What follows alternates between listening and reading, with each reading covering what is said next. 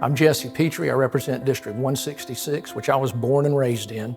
Very proud to do so. That's Chatham and Bryan counties. Member of the Public Safety Committee and long been committed to public safety. But you can't support public safety without supporting the men and women that provide our public safety. Sadly today, we have many individuals who are harmed in the line of providing that public safety. That was recognized many years ago in the mid-90s in the legislature to create a Georgia Public Safety Memorial Grant to provide tuition-free education to the children of individuals that were killed or permanently disabled in the line of duty. That's really where it all began. That was back in the 90s. And what we saw was an opportunity to improve that Public Safety Memorial Grant by adding the spouses of those individuals. When you've lost someone, you've got a huge hardship on those children and on the remaining spouse.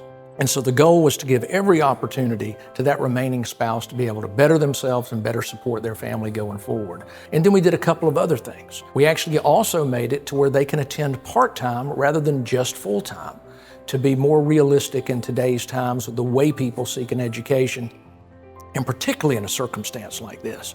And moreover, after the Appalachia shooting, we added teachers, school employees who are killed in the line of duty as well, to make sure that their spouses, their children can access these services.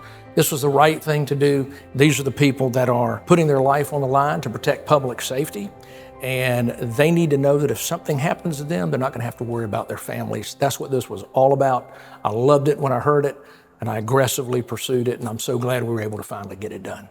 So I want to make sure that I thank all of my colleagues, the chairman of higher ed from Alpharetta, Chairman Chuck Martin, certainly the Speaker of the House who supported this bill early on.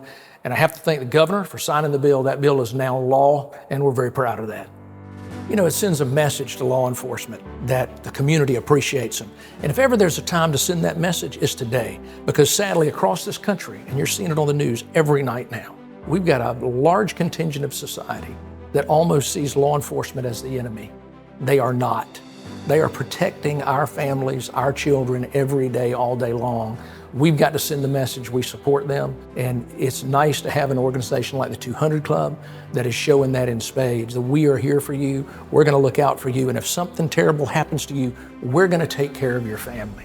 Let me tell you, nothing could be more important than that. It's an awesome organization with a lot of awesome men and women. Government can't do everything. And so we need philanthropic organizations in our community. And I want to thank in particular Michael T. Owens, Jeff Jepson, and Mark Dana. I want them to know how much I appreciate this award. It means a lot to me. I was just doing my job, quite frankly. And again, those gentlemen at the 200 Club that reached out to me, they really deserve the most credit. I'm glad I could be a vessel to get the job done. But frankly, I recognize them for the great work that they do every day.